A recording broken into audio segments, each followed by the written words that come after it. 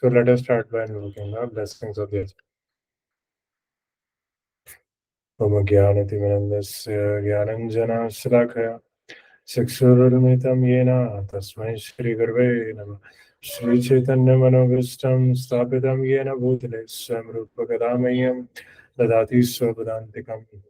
वन्देऽहं श्रीगुरो श्रीयुतापदकमलं श्रीगुरून् वैष्णवांश्च श्रीरूपं साग्रजातां सहगणा रघुनाथान्वितं तं सजीवं साद्वैतं सावधूतं परिजनसहितं कृष्णचैतन्यदेवं श्रीराधा कृष्ण पादान् सहगणा ललिता श्रीविशाखान्वितांश्च हे कृष्ण करुणा सिन्धु दीनबन्धु जगत्पते गोपेश गोपिका कान्त राधा कान्त नमस्तुते तप्तकाञ्चन गौराङ्गी राधे वृन्दावनेश्वरी वृषभानुदेवी प्रणमामि हरिप्रिये वाञ्छाकल्पतरुभ्यश्च कृपा सिन्धुभ्यैव च पतितानां पावनेभ्यो वैष्णवेभ्यो नमो नमः।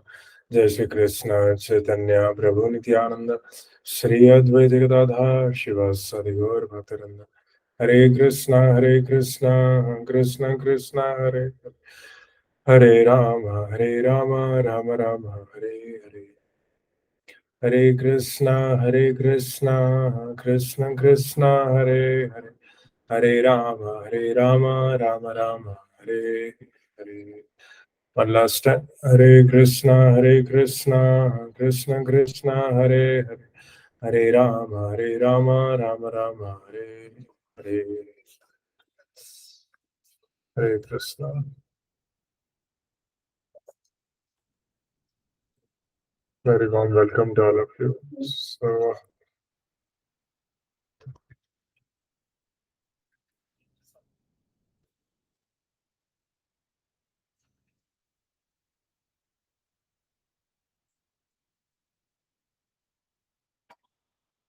So anybody wants to share anything from the last class?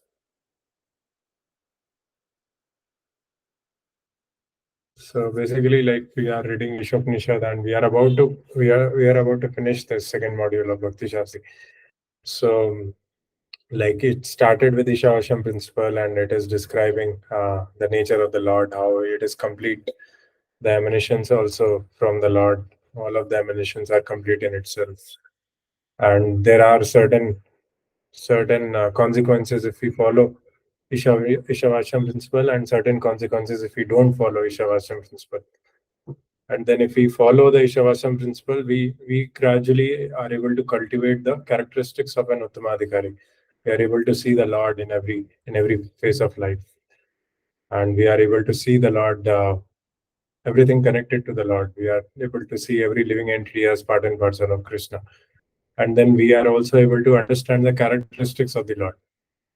And finally, like, this was the first 7 verses, and like from 8, the author is talking about the nature of knowledge which we should cultivate, science and knowledge.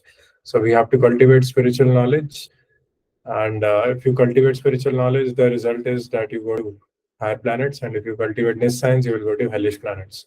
But ultimately, in order to understand, in order to realize the absolute transcendental nature of Krishna, we have to cultivate both the knowledges side by side.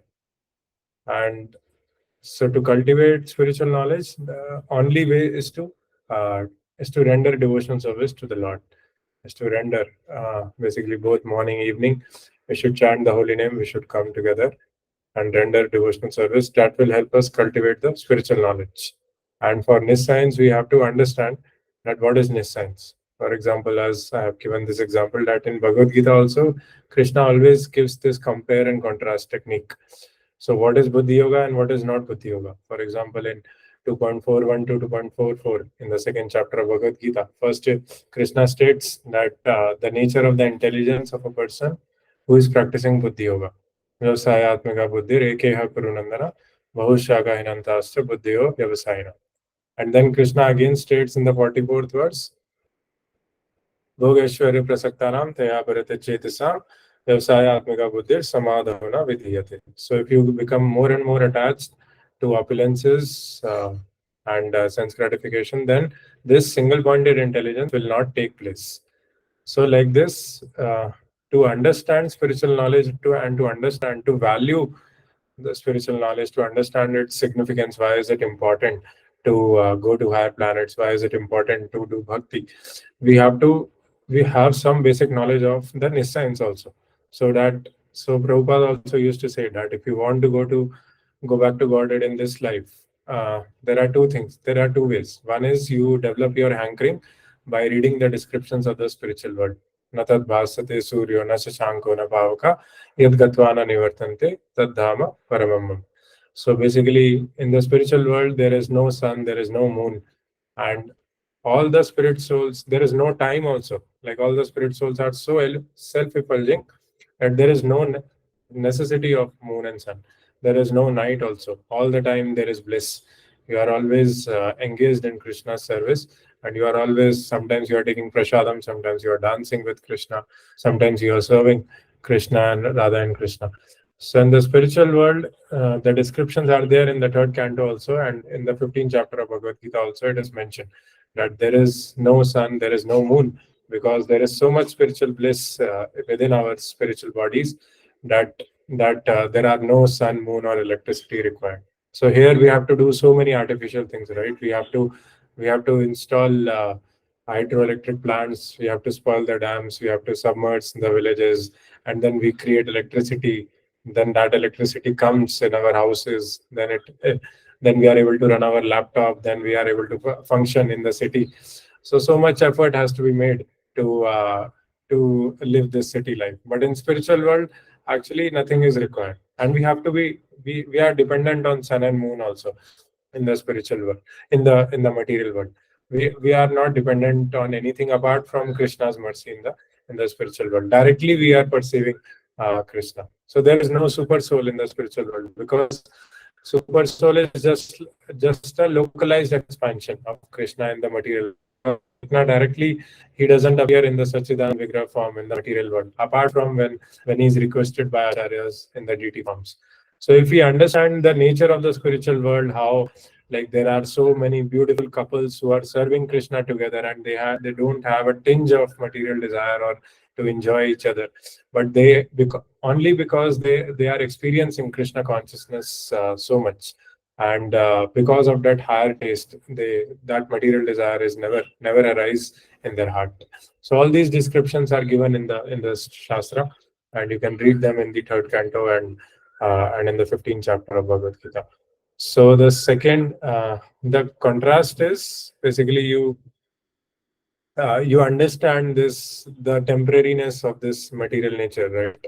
Dukhalyam ashashvatam, janma mrityu jara vyadhi. So as soon as we take this body, so it involves 6 steps. So first we take birth, that is also painful. Then we grow, that is also painful. Then basically we stay for some time, that is okay. Then we produce byproducts, that is also painful. So much mental, emotional toll it takes. And then basically after that, then there is dwindling. You old age starts, that is also painful. And then when the death happens, that is also painful. So actually, whatever pleasure we are experiencing right now, that is not actual spiritual pleasure. That is the illusory energy of the Lord. So any pleasure which we experience independent from Krishna, that is illusory. So if we understand the temporariness and the difficult position which we are in this material world, and we cultivate an aversion sort of thing to this cycle of birth and death, then we get an impetus. Okay, I should inquire. Atato Brahma Jigyasa. I should inquire that what is my real nature, what is the real pleasure, what is the higher taste, and then we will inquire and we will get an impetus to inquire about the spiritual world, who I am, who am I, ke ami. So then when we inquire about that, then we read scriptures, then Krishna arranges association of devotees, then we start doing bhakti, and then we actually experience the bhakti rasa. And then slowly when we imbibe that bhakti rasa over a period of years, and we intensify that bhakti in our life, then we understand slowly that we are not this body, we are spirit soul, and we are meant to serve Krishna. So when we serve Krishna, when we render devotional service, morning, evening, we come together, chant Hare Krishna, read from scriptures, do bhajan, do like for example Bhaktivinoda Thakur bhajans, and we distribute prasadam, we give charity. Then we slowly realize that we are this spirit soul, and there is nothing else. Actually, the goal of life is to render devotional service and to cultivate this spiritual conception where we are always serving Krishna in various forms. We are serving devotees, we are serving Krishna, we are cooking prasadam, we are serving the humanity by propagating Krishna consciousness. So we maintain our own purity and we basically propagate whoever comes on our path. We basically we serve. They also get influenced by our purity and by our realization, by our understanding. So like that, basically this compare and contrast is there in Bhagavad Gita also, and in Ishopanishad also. They are saying that you have to cultivate both spiritual knowledge and science so that you can understand what is so much like important and what is so much magnificent about cultivating spiritual knowledge. And last three verses, these 15, 16, 17, and 18, last basically till 15, 16, 17 verses, 15, 16, 17 verses, the devotee is talking about his prayer when he is about to die, how he is treating the Lord, like what he wants from the Lord. So, like just now, I was hearing that this. So when Krishna entered into the wrestling arena, so I think some of you might be like having Krishna book in which there are so many pastimes of Krishna. So there is one wrestling pastime in which Chanara and Mushtaka were two demons who Krishna fought and defeated them. So different people saw Krishna in different ways, right? For example, the Vrajvasis, they were really surprised and they were really fearful that Krishna might be killed by Chanara and Mushtaka because they were so big.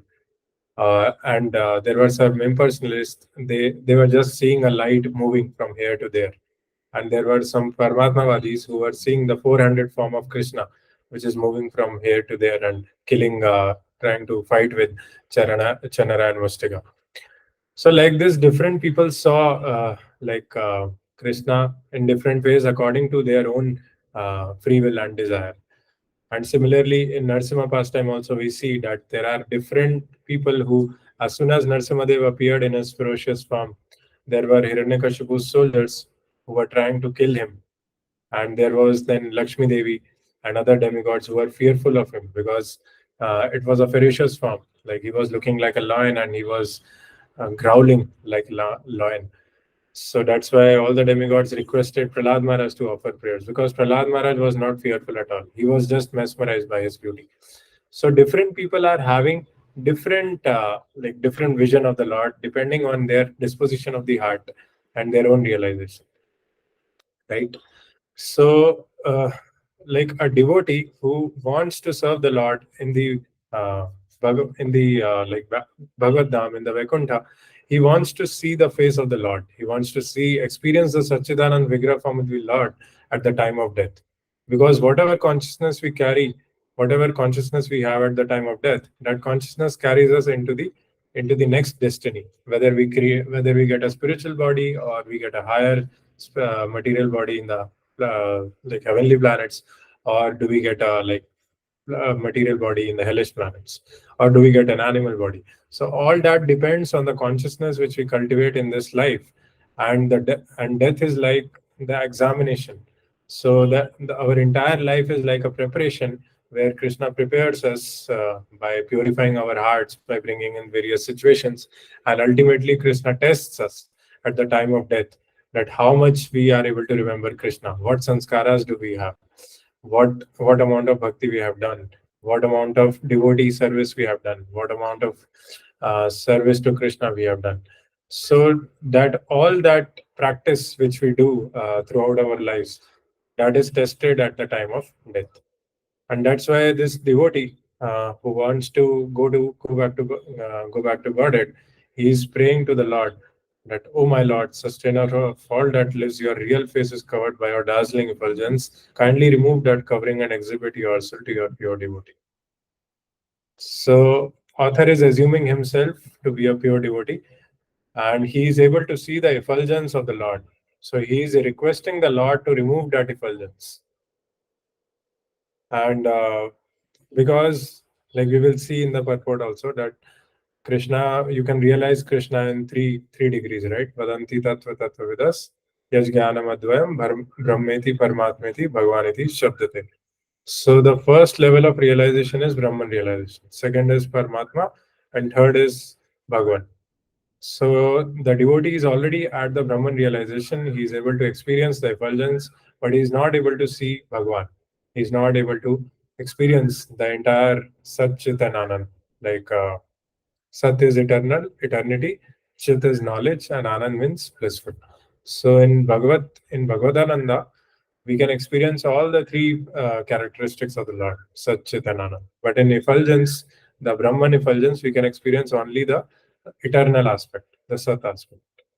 So that's it. That is what devotee is praying for in the 15th verse. So we'll read this verse. हिरण्मयेन पात्रेण सत्यस्यापि हितं मुखं तत्त्वं भूषन्नपावृणु सत्यधर्माय दृष्टये. O my Lord, sustainer of all that lives, your real face is covered by a dazzling effulgence. Kindly remove that covering and exhibit yourself to your pure devotee. Purport given by His Divine Grace, Sri Bhaktivedanta Swami Prabhupada ki jai. In the Bhagavad Gita 14.27, the Lord explains his personal rays, Brahma Jyotir, the dazzling effulgence of his personal form in this way. Brahmano hi pratistaham amritasya vyayasya cha shashvatasya cha dharmasya sukhasya kanti kasya cha. I am the basis of the impersonal Brahman. Brahmano hi pratistaham. That is also. So basically, Krishna is the basis of everything. Matta bharataram nanya kanchidesti dhananjaya Mai sarvamitam prutam sutre manigana eva.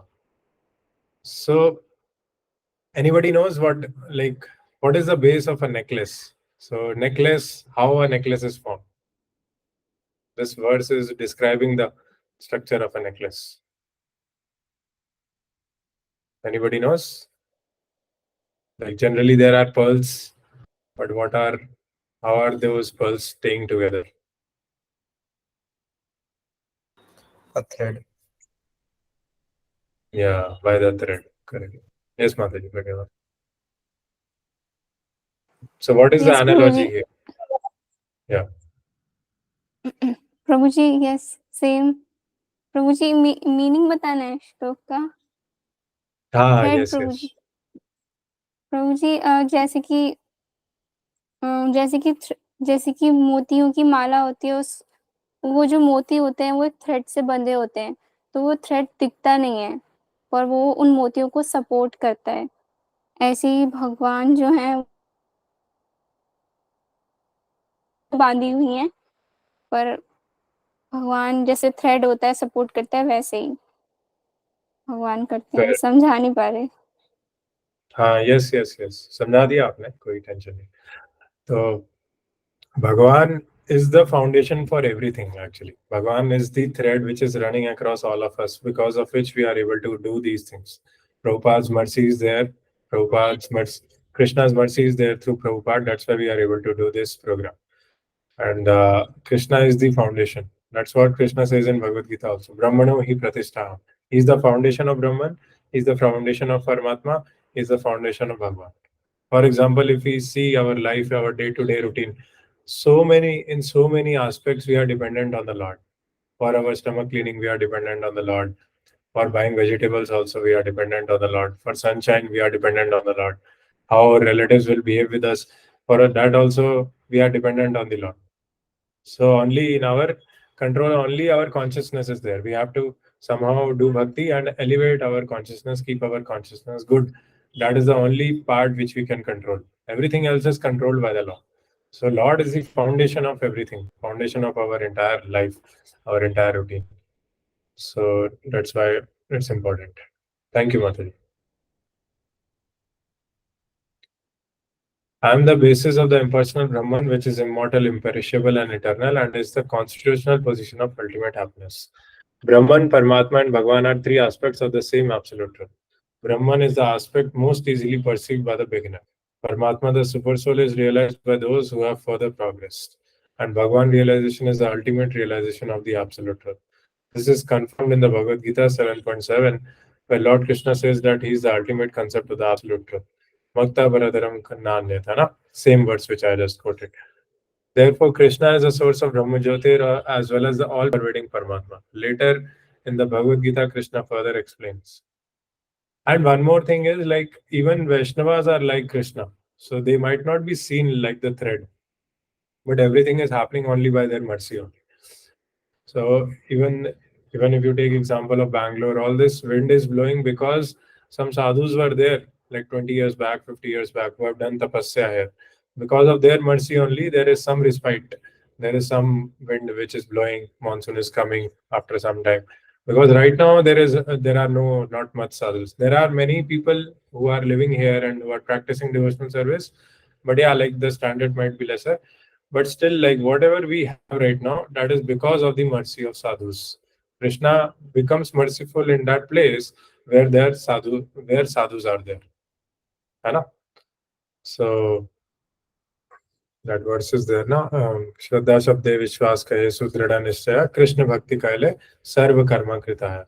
So when sadhus are there, then sufficient like piety is there for that place, consciousness is there, then everything will be auspicious. For example, Yudhishthir Maharaj, Amrish Maharaj, these are all Krishna conscious kings. And in the entire Praja was totally Krishna conscious. They were experiencing so much opulences, so much piety, and there was no discomfort. The cows were giving abundance of milk. The rains were coming on time. There were no floods. There were no droughts because of the Krishna consciousness of the king. So that's why, like, the collective karma of the people which are living there, that matters a lot actually. Okay. Yeah, so I was saying that Vaishnava's mercy is very important. So whatever chanting we are doing, actually that the taste in that chanting and the absorption in that chanting, that only happens only because of the blessings of Vaishnavas. So we should count our blessings. So there are some people who come to give us blessings in this life, and there are some people who come in our life to teach us lessons. So both the people are important, because we by default we are carrying those sanskaras to enjoy this material world. So unless people come to teach us lessons, we will not give up that like enjoying tendency. So that's why basically it's very important. Athva bahuna naitena kim gyatena tava arjuna vistabhyaham idam krishnam ekamsena sthito jagat. But what need is there, Arjuna, for all this detailed knowledge? With a single fragment of myself, I pervade and support this entire universe. Thus, by his one plenary expansion, the all-pervading Paramatma, the Lord maintains the complete material cosmic creation. He also maintains all manifestations in the spiritual world. Therefore, in this Shruti mantra of Sri Upanishad, the Lord is addressed as Pushan, the ultimate maintainer. So, Krishna is the maintainer of everything. Bhaktaram Yagyatapasam Sarvaloka Maheshwaram Suridam Sarvabhutanam Gyathamam Shantim Richati. So when we understand this, that Krishna is our maintainer, Krishna is our friend, and Krishna is our protector, then we can be totally Krishna conscious. So that is there. Okay. So we can do this exercise if, for example, we just, Pragya Matari also told that Krishna is like the thread, right? And the thread is never visible. Although the necklace is staying together only because of that thread, right? So similarly, there is a lot of blessings of Vaishnavas which is required in our life so that we can continue with our sadhana, continue with our devotional practices. So can devotees like discuss among themselves for whatever they are doing, and how much they are able to see the blessings of the Lord and blessings of other senior devotees in their life, because of which they are able to continue their sadhana. Okay, can we have this discussion? You can think maybe a couple of things.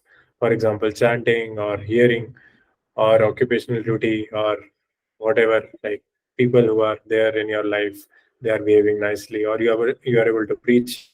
So any good thing which is happening in your life, and why, how blessings of what Vaishnavas it is happening. Okay, is it understood? Mataji? Yes, Prabhuji. Okay, so you can raise your hand, you can take 2 minutes to think and raise your hand.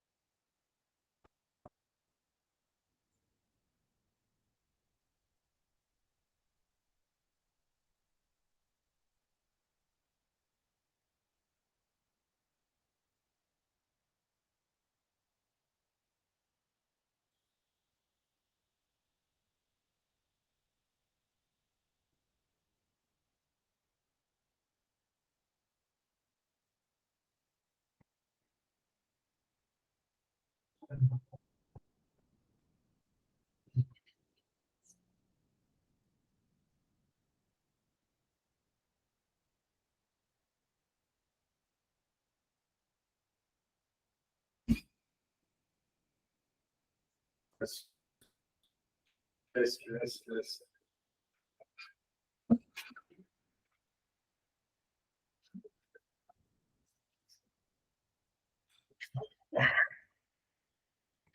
So who wants to share?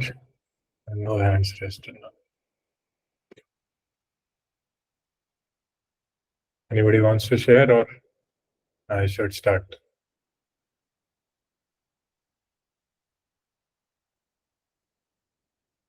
Yeah, in my life, I'm able to see, like, I'm living close to temple, so now we have increased responsibilities, right? So I think everything is given by Krishna only. So as we said, say, right, like the service is also given by Krishna. The ability to fulfill that service is also given by Krishna, and the results of that service also will be given by Krishna. So the entire paradigm is Krishna only. And when we are able to see that, for example, on myself, there are a lot of blessings of Guru Maharaj and my Shiksha Guru and other senior devotees, because of which we are able to sustain. We are able to continue our preaching program also, and we are able to sustain our sadhana, support each other, and this temple support is also there.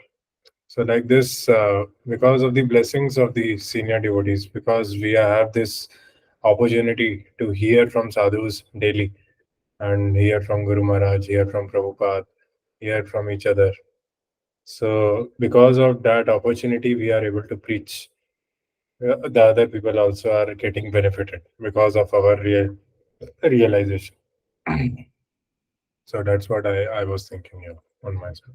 Anybody else? Or will you go ahead? Pragya Mata, do you want to share? Hare Krishna Prabhu ji. Hare Krishna. Yes, Mataji. Yes Prabhu ji, chanting के लिए जो seriousness है वो भी हमें लगता है कि ब्लेसिंग्स ही हैं, क्योंकि हमेशा ऐसे लगता है कि टाइम वेस्ट ना किया जाए, जितना भी समय है उसमें चैंटिंग किया जाए। तो पहले ऐसे नहीं था, अब तो कुछ ज़्यादा ही होता है कि चैंटिंग, और टाइम के लिए जो ऐसा लगता है कि टाइम वेस्ट ना हो किसी भी तरीके से, थोड़ा भी टाइम वेस्ट ना हो। डर लगने लगता है जब टाइम वेस्ट करते हैं, ऐसा लगता है कि बहुत टाइम वेस्ट कर दिया। 1 घंटा भी वेस्ट करते हैं तो ऐसे मतलब बर्दाश्त नहीं होता है कभी-कभी कि नहीं, ये नहीं कर सकते, चैंटिंग ही कर लेते। तो ये सब ब्लेसिंग ही लगती है प्रभु जी। और प्रभु जी कुछ भी हो जाए, कहीं पर भी जाएँ, किसी से भी मिलें, बात करें, बैक ऑफ द माइंड यही रहता है कि भक्ति सब कुछ है, सब टेम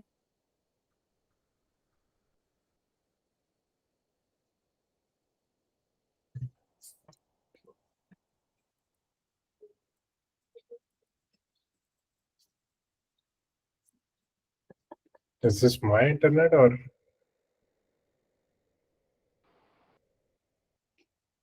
हरे कृष्ण प्रभु जी, हमारा नेटवर्क बहुत स्लो है।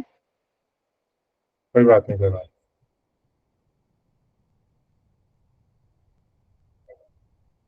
हाँ, आप दोबारा बोलिए लास्ट के 2-3 सेंटेंस। मतलब मैं वहां तक सुना था मैंने आपसे। आप कह रहे थे कि भक्ति ही सब कुछ है।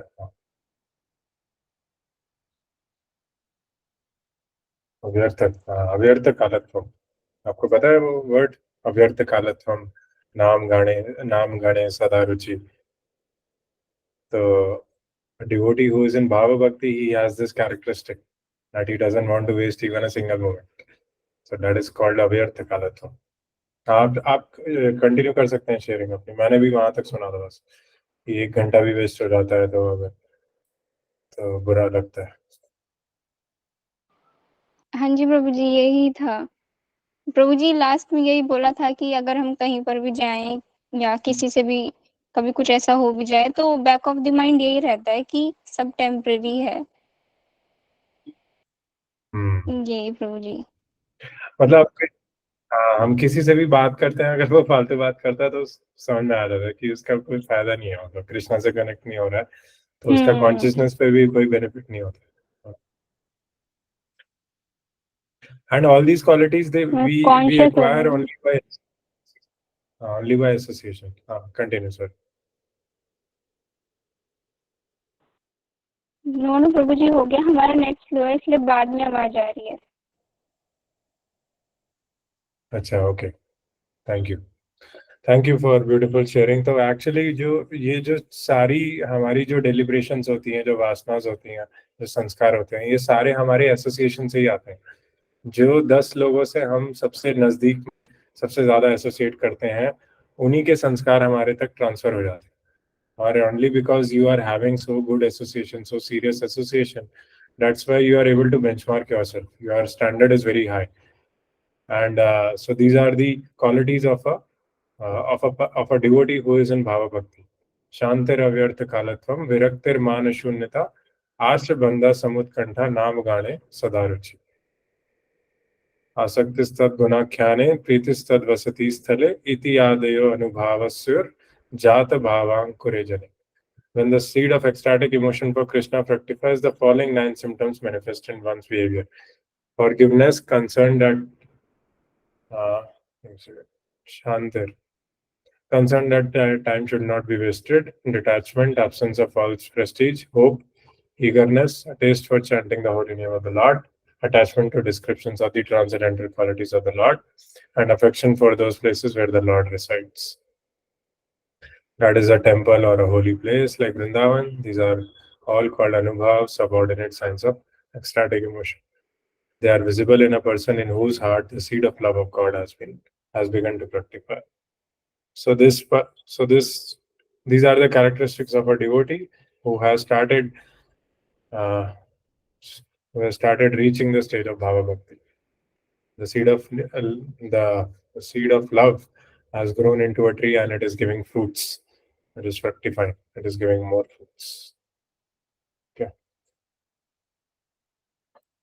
Yeah, so everything what we are doing right now, that is because of the blessings of other Vaishnavas, because of the association which we are receiving of other senior devotees.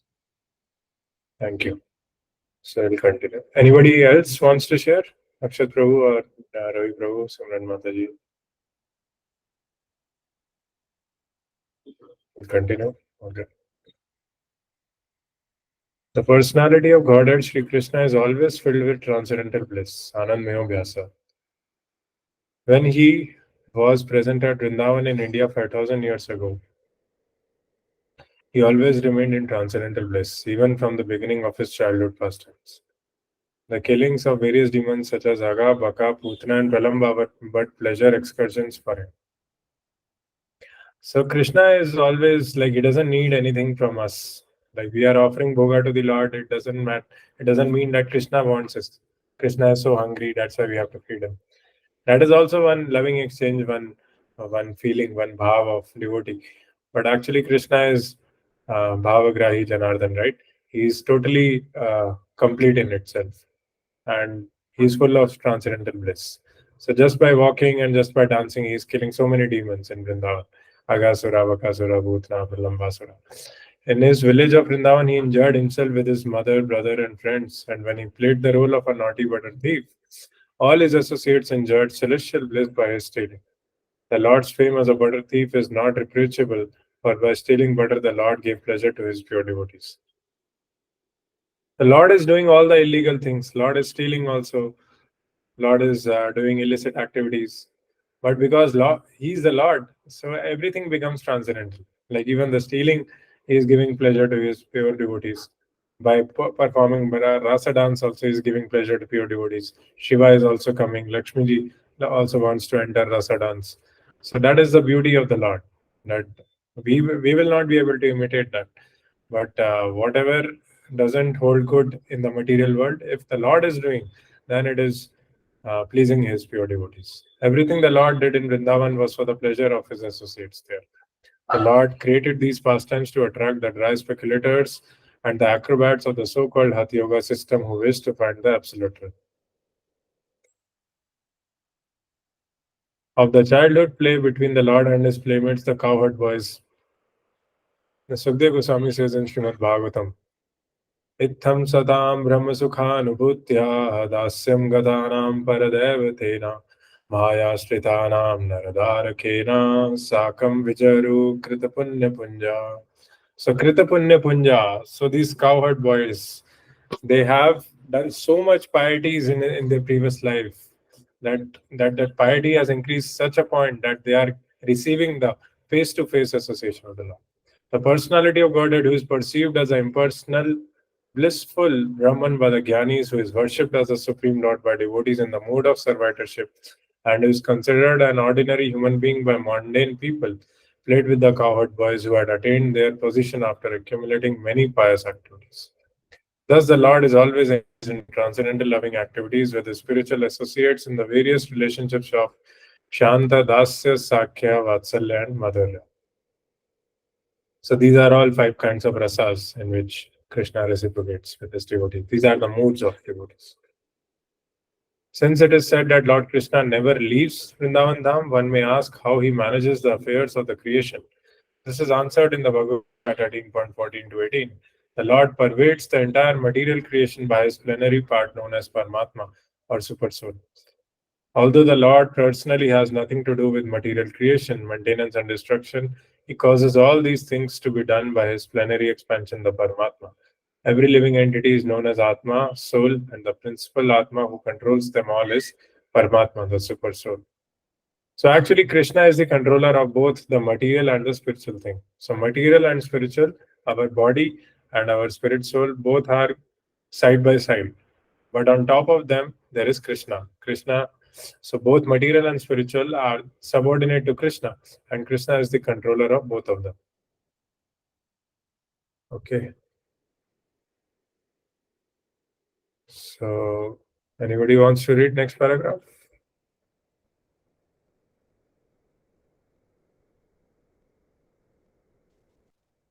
Yes, Prabhuji. Yes, Mataji, Simran Mataji. Simran Mataji, you want to go? Hare Krishna, Prabhuji. Hare Krishna. The system of goal realization is a great science. The materialistic Sankhya yogis can only analyze and meditate on the 24 factors of the material creation, for they have very little information for the Purusa, the Lord, and the personal transcendentalists are simply bewildered by the glaring effulgence of the Brahmajyoti. If one wants to see the absolute truth in full, one has to penetrate beyond the 24 material elements and the glaring effulgence as well. Sri Ishopanishad points towards this direction, praying for the removal of the Hiranyaya Patra, the dazzling covering of the Lord. Unless this covering is removed, so one can perceive the real face of the personality of Godhead.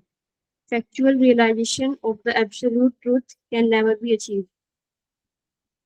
You can read second also. Next paragraph.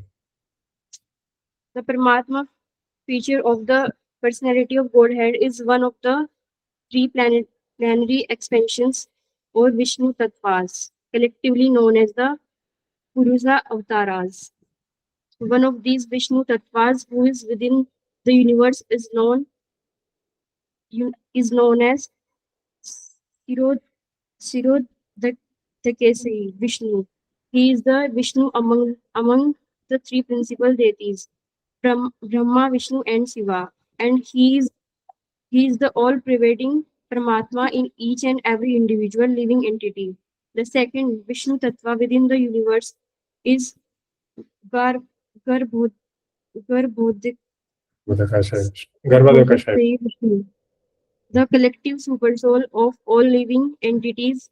Beyond these two is Paranodakasi Vishnu, who lies in the casual ocean. He is the creator of all universe. The yoga system teaches the serious student to meet the Vishnu Tattvas after going beyond the 24 material elements of the cosmic creation. The culture of empiric philosophy helps one realize the impersonal Brahmajyoti, which is the glaring effulgence of the transcendental body of Lord Sri Krishna. That the Brahmajyoti is Krishna's effulgence is confirmed in the Bhagavad Gita 14.27 as well as the Brahma Samhita 5.40. Thank you, Mataji. I think I can take it. Very nicely read. Yeah, so basically the Gyanis, the Sankhya yogis, they are always trying to distinguish between matter and spirit. And the matter is composed of these 24 factors. So if you can analyze the matter, the material creation in that way, then you can understand the material part, the material world. And the spirit part is when you understand these three types of Vishnus. Shirodakashaya Vishnu, who is the localized Paramatma. Garbhodakashaya Vishnu is one who basically who enters into each universe, and from the navel of whose Brahma is born. There is a lotus flower which comes, and on that lotus flower Brahma is born. And Karanodakashaya Vishnu is the causal ocean on which there is a Vishnu lying down on the causal ocean. So like this is the spiritual part. So a Sankhya yogi, he tries to understand both of them, the 24 elements and these three types of Vishnu Tattvas.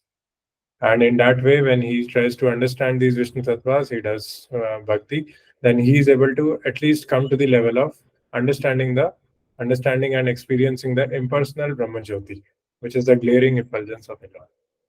And this is confirmed in the 14.27 of Bhagavad Gita and 5.40. Brahmano Shashvatasya cha dharma sukhaskantikasya cha. Yes. Gadanda Kotishvashesha Vasudhati Vibhuti Bhinnam Tad Brahma Nishkalamanandamashesha Bhutam Govindamadi Purusham Tamaham Bhajami. In the millions and millions of universes, there are innumerable planets. and each and every one of them is different from the others by its cosmic manifestation. All of these planets are situated in a corner of the Brahma Jyoti. This Brahma Jyoti is but the personal rays of the Supreme Personality of Godhead, Govinda, whom I worship. This mantra from the Brahma Samhita is spoken from the platform of factual realization of the absolute truth. And the Shruti mantra of Sri Upanishad and the discussion confirms this mantra as a process of realization. Yeah. So basically, this mantra is telling the process how we are able to realize the Lord in the Bhagavan form. And Brahma Samhita mantra is telling about the glories of the Brahma Jyoti of the Lord. What is the Brahma Jyoti? It is the effulgence of the body of the Lord. It is not the Lord himself, but it is actually the outer covering of the body of the Lord. This Brahma Jyoti effulgence is described in detail in several mantras of the Mundaka Upanishad.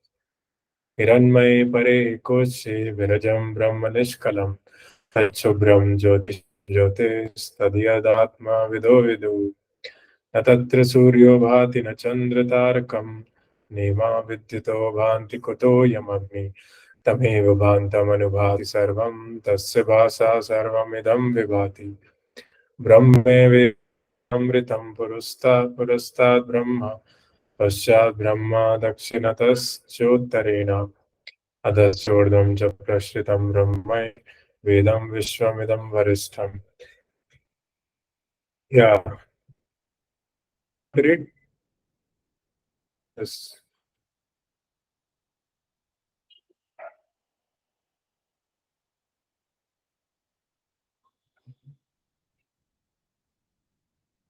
Or anybody else? Tanusha, you want to read?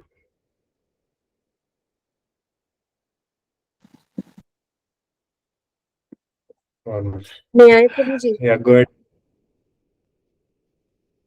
Yeah. Now they have raised. Okay, Akshat Prabhu, go ahead. Want to give chance to everybody actually. When we read, we feel connected, na? To the Bhakti nucleus. Yes. Yeah. In the spiritual realm, beyond the material covering, is the unlimited Brahma effulgence, which is free from material contamination. That effulgent white light is understood by transcendentalists to be the light of all lights. In that realm, there is no need of sunshine, moonshine, fire, or electricity or illumination.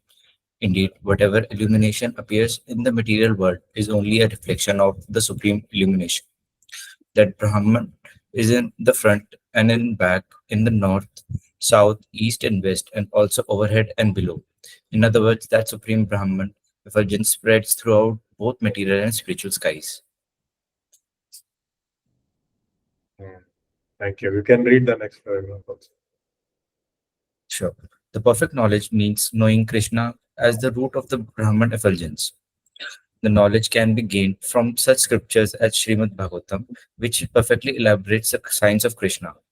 In Srimad Bhagavatam, the author Srila Vyasadeva has established that one will describe the supreme truth as Brahman, Paramatma, or Bhagavan, according to the one realization of him. Srila Vyasadeva never states that the supreme truth is a jiva, an ordinary living entity. The living entity should never be considered the all-powerful supreme truth. If he were the supreme, he would not need to pray to the Lord to remove his dazzling cover so that the living entity could see his real face. Hare Krishna. Hare Krishna. Thank you very much.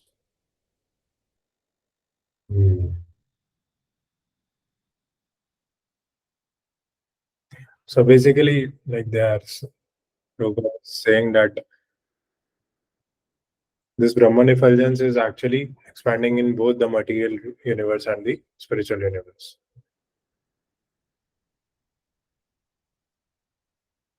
And the Jiva and Krishna are two different things, right? So the Jiva is requesting this prayer because he is different from Krishna. He wants to see Krishna, and that's why he is requesting. Krishna doesn't need to make this request, which the devotee has made in this verse. So that's why Krishna is more powerful than the devotee.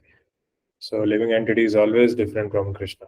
Because Mayavadis, they always say that living entity, तुम भी ब्रह्मन हो, मैं भी ब्रह्मन हूँ, और भगवान भी ब्रह्मन है. So that philosophy doesn't apply actually in devotional service.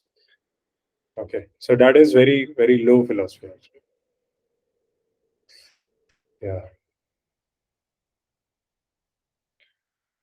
Yes, Pragya Mata, you want to read? You can read rest of the 2 paragraphs.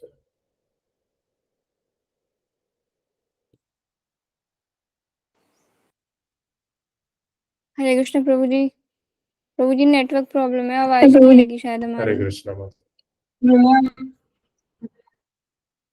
क्या है? इंटरनेट? यस क्या बोला आपने? प्रभु जी नेट नहीं है हमारे फोन So में, you can आवाज read नहीं out. आएगी आपको. ठीक है, okay, मैं पढ़ देता हूँ. The conclusion is that one who has knowledge of the potencies of the Supreme Truth will realize the impersonal Brahman. Similarly, when one realizes the material potencies of the Lord but has little or no information of the spiritual potencies, he attains Paramatma realization.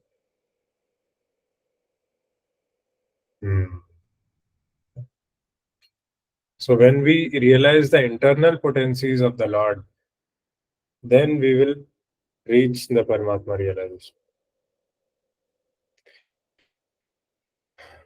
Thus, both. Actually, when we realize the material potencies of the Lord, then we reach Paramatma realization. And if we don't have knowledge of any of the potencies of the Lord, we will realize the impersonal Brahman. Thus, both Brahman and Paramatma realization of the Absolute Truth are partial realization. However, when one realizes the Supreme Personality of Godhead, Sri Krishna, in full potency after the removal of the Hiranyamaya Patra, one realizes Vasudeva Sarvamiti. Lord Sri Krishna, who is known as Vasudeva, is everything Brahman, Paramatma, and Bhagwan. He is Bhagwan, the root, and Brahman and Paramatma are his branches. Yeah. Bahunam janmanam ante jnanvan mam prapadyate Vasudeva Sarvamiti Samahatma Sudarlabha. So it takes multiple births to come to this realization that Krishna is everywhere.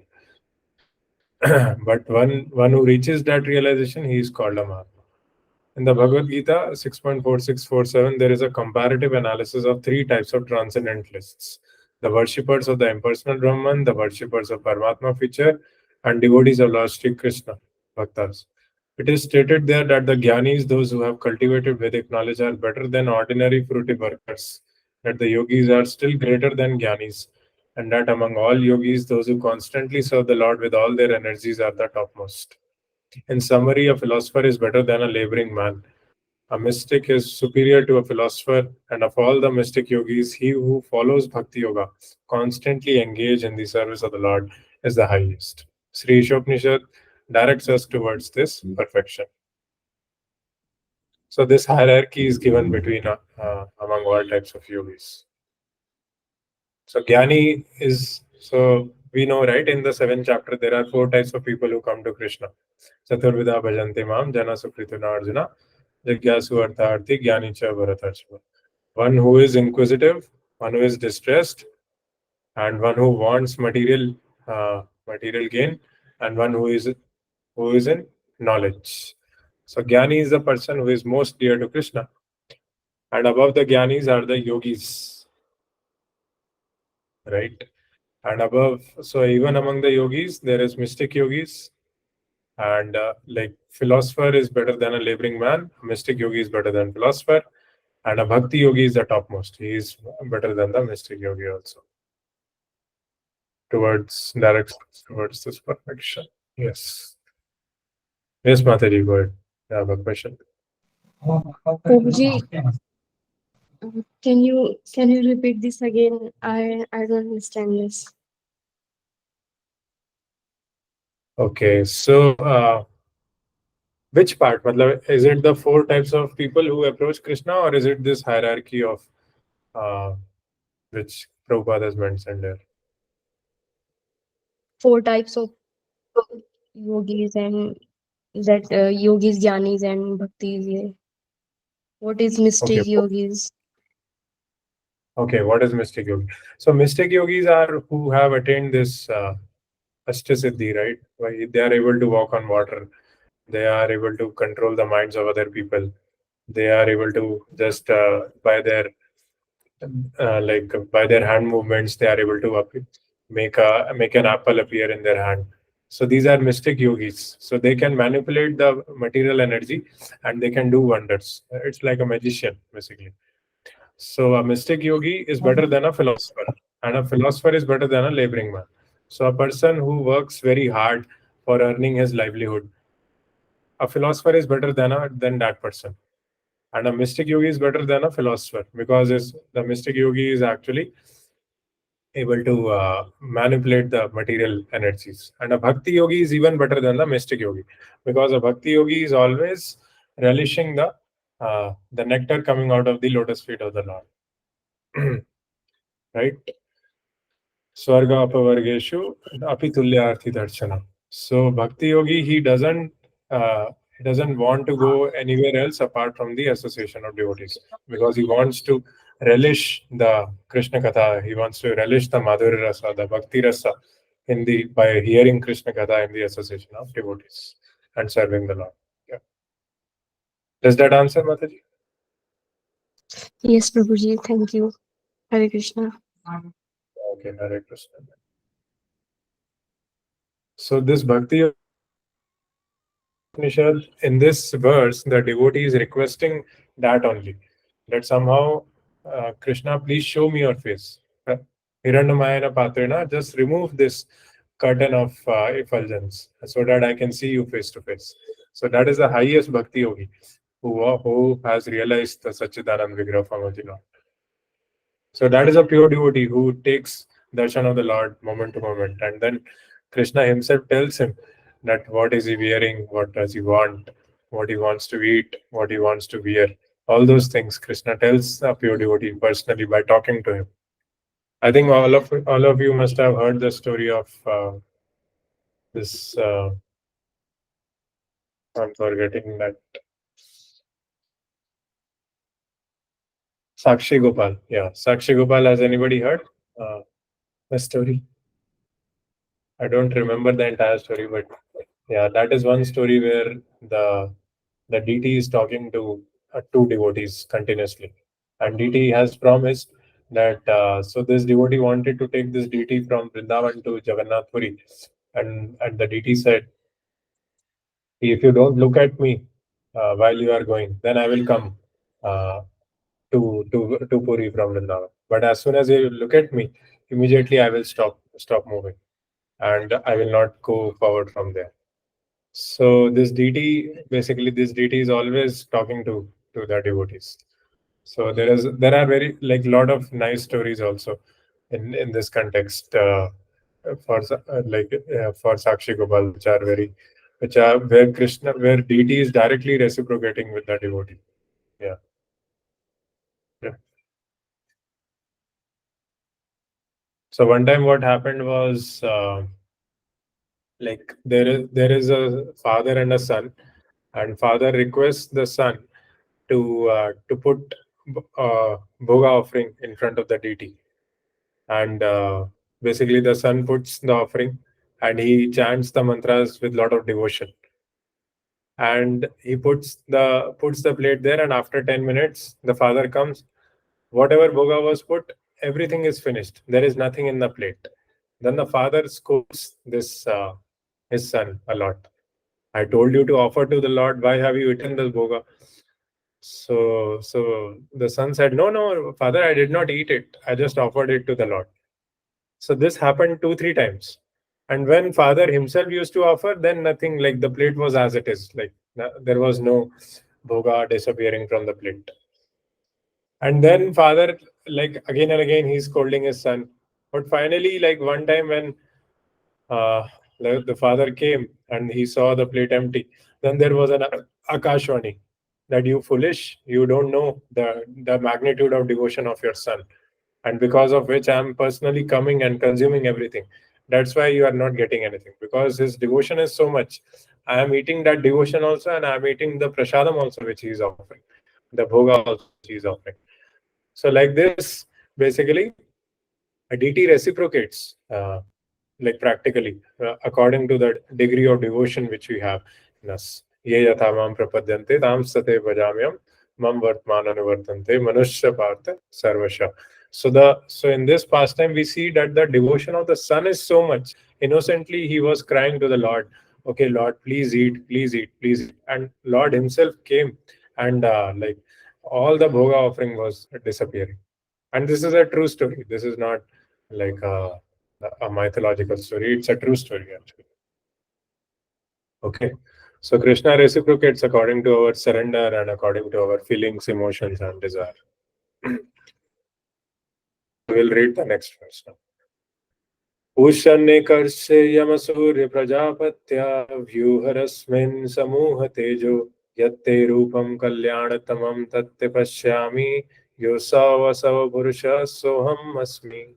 O my Lord, O primeval philosopher, maintainer of the universe, O regulating principle, destination of the pure devotees, well-wisher of the progenitors of mankind, please remove the effulgence of your transcendental rays so that I can see your form of bliss.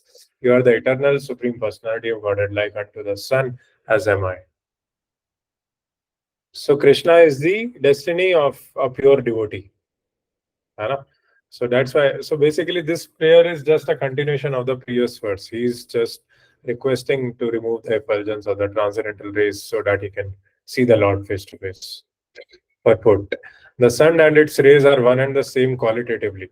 Similarly, the Lord and the living entities are one and the same in quality. So this is the Achinta Bheda Abheda Tattva. Basically, we are, so in quality, the spirit soul is same as Krishna. Both are Sachidanand Vigraha form. But quantitatively, we are different. We are just like a drop of water in the ocean. So Krishna is like the ocean and we are just like a drop of the water in the ocean. The sun is one, but the molecules of the sun's rays are innumerable. The sun's rays constitute part of the sun, and the sun and its rays conjointly constitute the complete sun.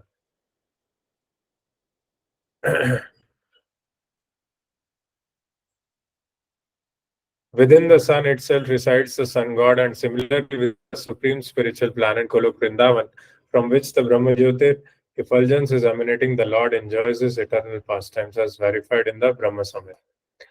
Chintamani prakara sadma sukalpa vriksha laksha vriteshu surabhera vipalayantam Lakshmi sahasra sata sambrama sevyamanam Govindamadi purusham tamaham bhajami. I worship Govinda, the primeval Lord, the first progenitor who is tending the cows, fulfilling all desires in abodes filled with spiritual gems and surrounded by millions of wish-fulfilling trees. He is always served with great reverence and affection by hundreds of thousands of Lakshmis or goddesses of fortune. So you can read the purport of Bhagavad Gita 2.1. I will post it in the group also.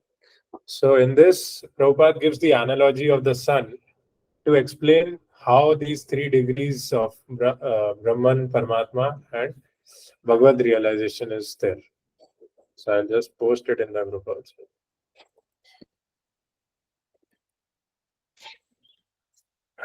Okay. So then you will understand what, like how we can advance and realize the Bhagavan form gradually. There Prabhupada says that basically the preliminary student understands the sun rays. He is able to see only the sun rays. But as we go closer to the sun, he is able to understand the surface also. And finally, the most sincere and humble student, he is able to see the sun god between the sun, beneath the sun. The Brahma Jyotir is described in the Brahma Samhita as the rays emanating from that supreme spirit, Golok Vrindavan. Just a second. Anybody wants to read? Akshat Prabhu, can you read this paragraph? The next two paragraphs. Sure, Prabhuji. From Brahma Jyoti, right?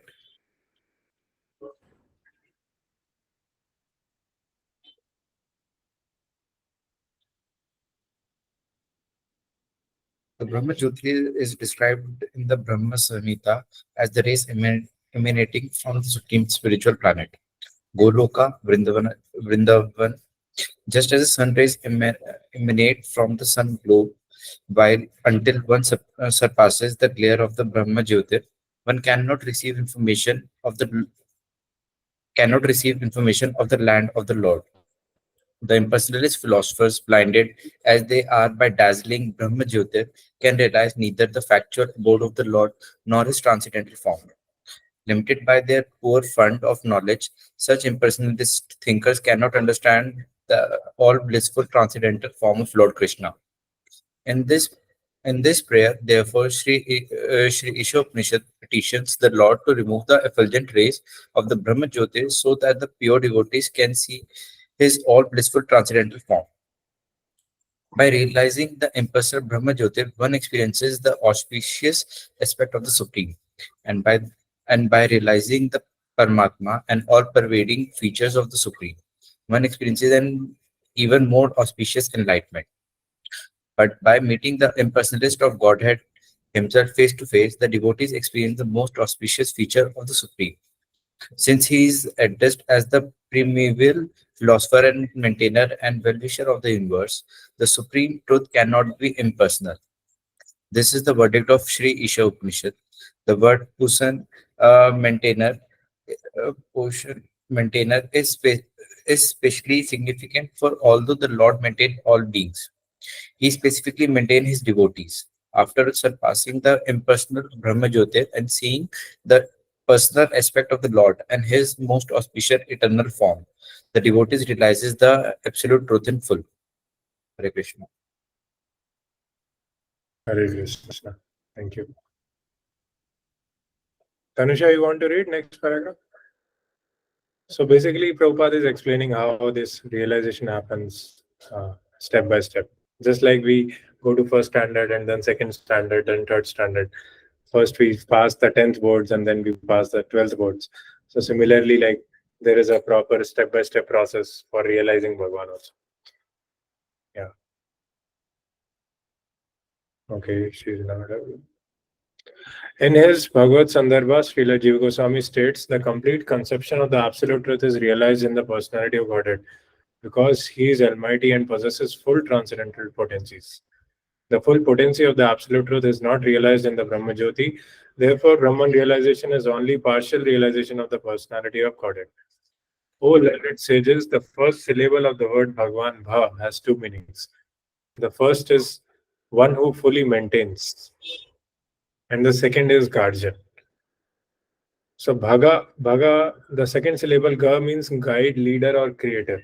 The syllable Van me indicates that every being lives in him, and that he also lives in every way. In other words, the transcendental sound Bhagavan represents infinite knowledge, potency, energy, opulence, strength, and influence, all without a tinge of material impurity. So this is the meaning of Bhagavan word actually. Bha means one who fully maintains, and one who is a guardian. Guardian means he's like a parent. Just like a father or a mother takes care of a child, right? A child doesn't need to worry about anything. Like he knows that my mother and father are there. They will take care. So similarly, Krishna, Bhagavan is one who takes care of everybody. So we also don't need to worry about anything because Krishna will take care. And the second syllable is Ga, which is guide, leader, or creator. So a person who actually depends on Krishna, who can feel the presence of Krishna in every situation, he is actually like Krishna acts like a father for him. And one who doesn't have faith in Krishna, he's just like an orphan who doesn't have anything to take shelter of. Ultimately, everybody needs something of which he can take shelter, right? For example, Prabhupada gives the example of a rocket. That a rocket, if the rocket has a shelter in another planet, then the rocket will not return to the earth. It will go to moon or it will go to sun because there is a shelter there. There you can go. But if there is no shelter, then rocket will come back to earth and it will crash on earth. So that's why like we have to take shelter of somebody with whom we are able to connect, with whom we are able to resonate. We should take shelter of those senior devotees and surrender unto them and should learn about Krishna from them. The Lord fully maintains his unalloyed devotees and he guides them progressively on the path towards devotional perfection. As the leader of his devotees, he ultimately awards the desired results of devotional service by giving himself to them. The devotees of the Lord see the Lord eye to eye by his causeless mercy. Thus, the Lord helps his devotees reach the supermost spiritual planet, Golok Vrindavan. Being the creator, he can bestow all necessary qualifications upon his devotees so that they can ultimately reach him. The Lord is the cause of all causes. In other words, since there is nothing that caused him, he is the original cause. Consequently, he enjoys his own self by manifesting his own internal potency. The external potency is not exactly manifested by him, for he expands himself as a Purushas, and it is in these forms that he maintains the features of the material manifestation. By such expansions, he creates, maintains, and annihilates the cosmic manifestation. So the devotees of the Lord see the Lord eye to eye, and Lord helps those who help themselves. So he helps the devotees to reach Golok Vrindavan. So he facilitates the purification of the devotees, and slowly the devotee goes to Golok Vrindavan. And only the Lord is doing Sarva Karana Karanam. He is the cause of all causes.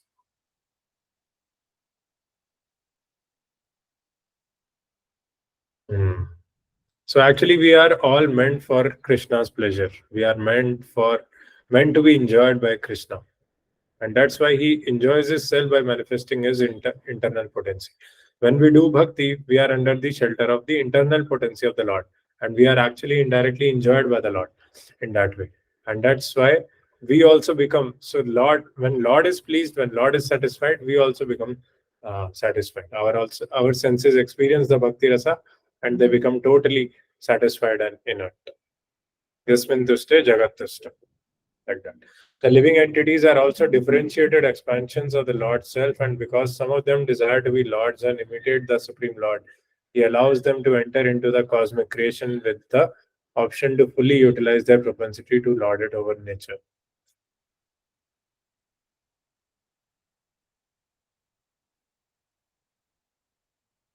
Because of the presence of his parts and parcels, the living entities, the entire phenomenal world is stirred into action and reaction. Thus, the living entities are given full facilities to lord it over material nature, but the ultimate controller is the Lord himself in his plenary feature as Paramatma, the Super Soul, who is one of the Purushas. So this is very high philosophy. This purport is greatly philosophical, as we read in the previous purport also, right? So we have to understand the permanent nature of the abode of the Lord, and we have to understand the impermanence of this material world. And by understanding both these things, we have to render devotional service. And so when we don't lord it over nature, and when we render devotional service to the Lord, then actually we make spiritual advancement, and then we get out of this material entanglements, which is because of the action and reaction, the subtle body which we are carrying. So that is, the subtle body becomes dissolved when we start rendering devotional service to the Lord. Thus, there is a gulf of difference between the living entity, Atma, and the controlling Lord Paramatma, the soul and the super soul. Paramatma is the controller and the Atma is the controlled. Therefore, they are in different categories. Because the Paramatma fully cooperates with the Atma, he is known as a constant companion of the living being. So there is a story, right? So there was a king which had 4 wives: Kanchan, Kamini, and Karuna. Kanchan, Kamini, and 4th one is I'm forgetting, but that was denoting the relatives. I think Kaya, yeah. Kanchan, Kamini, Kaya, and Karuna. So these 4 wives were there. So basically, the king was very happily living with all these 4 wives, and the king was very fond of Kanchan and Kamini and Kaya also, but he was neglecting Karuna because Karuna was not it was not giving so much pleasure to him. All the other 3 things were giving pleasure. But when he was on his deathbed, he called all his 4 queens, Kanchan, Kamini, Kaya, and Karuna. that I'm going to my next life. Who will come with me? So first he called Kaya. Kaya told him that I can go till the cremation. Like in the cremation, I can be with you, but I cannot go to the next place with you, because in the cremation, like your body will be burned. So Kaya represents his body, the king's body. And so king was very disappointed with Kaya. He said, "Ki I have taken care of you so much throughout my life, and you are saying that you will not go to my next destiny. You will just be with me till my body gets burnt in the crematorium. Why is that?" So he said, "No, that is my limitation. I can be just be till the crematorium." Then he invited Kanchan. Kanchan depicts the money, the Lakshmi which the king was carrying. So king had a lot of attachment.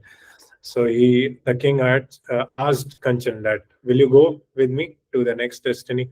So Kanchan said, "No, no, no. When you are when you die and when you are taken to the crematorium, I can just accompany you till your castle. I can be in the castle. So as soon as you are in the crematorium, I will not be, as soon as you are out of the castle, I will not be able to accompany you." So again, king became very morose. Okay, I have throughout my life I've done so much hard work to accumulate Kanchan, to maintain Kanchan, and Kanchan was very high maintenance work actually, and I've spent so much energy on maintaining her, and now she's saying that as soon as you exit the castle, I will not accompany you. So Kanchan will also not accompany the king to his, not even to his next destiny, but as soon as he gets out of the castle. Finally, like next, the king asks Kamini. So Kamini, will you accompany me? So Kamini represents the relatives. So Kamini says that, like, I can accompany you till the door of the crematorium, but as soon as you enter the crematorium, like we will not be able to go to the after that.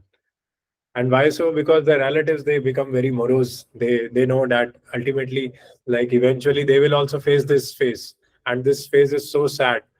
Like the body has to be burnt.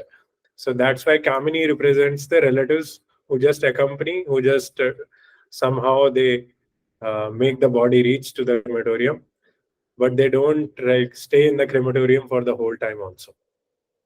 So the king became very disappointed by Kamini also.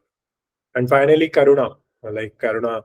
So king was not expecting anything from Karuna, because like he hasn't spent any energy with Karuna. He hasn't spent any time in maintaining Karuna, right? But he asked Karuna whether you will go with me to the next place. So can anybody guess what is the reply of Karuna? Okay, only 3 of us are left.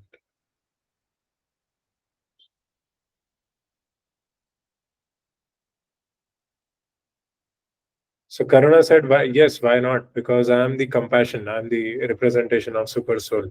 And Super Soul stays with us in all of our bodies. Krishna is there with us. Like as a spirit soul, we are eternal. We might change our bodies, but Super Soul remains the same. There is a story of King Prachini Barishat in Bhagavatam. There is a story of 3 lifetimes of the king. So in that you can read about the nature of the super soul. So super soul is very compassionate. So Karuna, she immediately says, "Yeah, yes, I will go with you to the next destiny." And it is so that is the reality of life. That actually the amount of effort which we put in the material things, they will not go with us in the next life. But if we put effort in Karuna, if we put effort in developing our relationship with the super soul, with Krishna, then that will take us to the next life. Our next life will be good, and our next life we will start with that degree of compassion which we have cultivated in this life. So that's why, like, it is most important to prioritize Karuna as our relationship with the super soul. So that's why he is known as a constant companion of the living being. The Paramatma fully cooperates with the Atma.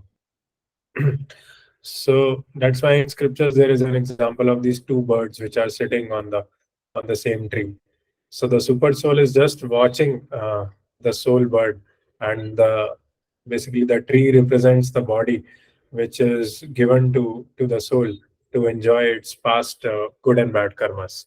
So the super soul is just a witness, and he's waiting for the soul to turn towards him. And as soon as the soul will turn towards the Paramatma, then Paramatma will instruct the soul. And Paramatma is waiting for us to turn towards him. Bahirmukha and Antarmukha, right? Like that is the difference between like Antarmukha and Bahirmukha. So as a devotee, we have to become like Antarmukhi and not Bahirmukhi. So Antarmukhi means we are introspective. What is how we can improve our relationship with Krishna? What are the faults we are carrying? What are the qualities we are carrying? How we can improve on these qualities? How we can get rid of those faults? So a devotee is always trying to cultivate that relationship with Krishna internally. That is the Antarmukhi part. The all-pervading feature of the Lord, which exists in all circumstances of waking and sleeping, as well as in potential states, and from which the Jiva Shakti is generated as both conditioned and liberated souls, is known as Brahman.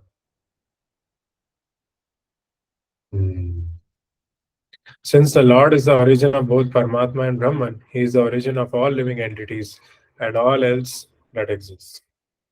So Krishna is the origin of everything. Aham sarvasya prabhavo bhakta sarvam pravartate iti matva bhajante mam buddha bhav samanvita. So one who knows this, that Krishna is the origin of everything, he worships me. And that intelligent person, he is a real sadhu. Buddha bhav samanvita. One who knows this engages himself at once in the devotional service of the Lord. Such a pure and fully cognizant devotee of the Lord is fully attached to him in heart and soul. And whenever such a devotee assembles with similar devotees, they have no engagement but the glorification of the Lord's transcendental activities. Those who are not as perfect as the pure devotees, namely those who have realized only the Brahman or Paramatma features of the Lord, cannot appreciate the activities of the perfect devotees. So indirectly, actually, Prabhupada is speaking about the Chaturshloki Bhagavad Gita here. So one who knows that Krishna is the origin of everything, he worships the Lord, and he assembles with similar such pure devotees. Matchitta madgat prana bodhyanta parasparam katyantas samam nityam tushyanti cha ramanti cha. And they enlighten each other about Krishna. That's how we are also like assembling together, right? We read and we share our realizations, and that enlightens us about Krishna. That always helps the pure devotees by imparting necessary knowledge within their hearts, and thus out of his special favor he dissipates all the darkness of ignorance. So these are the third and fourth verses. Tesham satate yuktanam bhajatam priti purvakam dadami buddhi yogam tam yena mam upiyanti. So one who worships the Lord, one who stays in the association of the Lord and discusses Krishna Katha, for him Krishna himself imparts the necessary knowledge within the hearts, and he dissipates all the darkness of ignorance. Teshamev anukampadam aham ajnanajam tama nashyam atma bhavasto jnanadipena bhasata. So he destroys the the darkness of the heart by lighting the lamp of knowledge. The speculative philosophers and yogis cannot imagine this because they more or less depend on their own strength. As stated in Katha Upanishad, the Lord can be known only by those whom he favors and not by anyone else. Such special favors are bestowed upon his pure devotees only. Sri Ishopanishad thus points to the favor of the Lord, which is beyond the purview of the Brahmajyoti. Hare Krishna.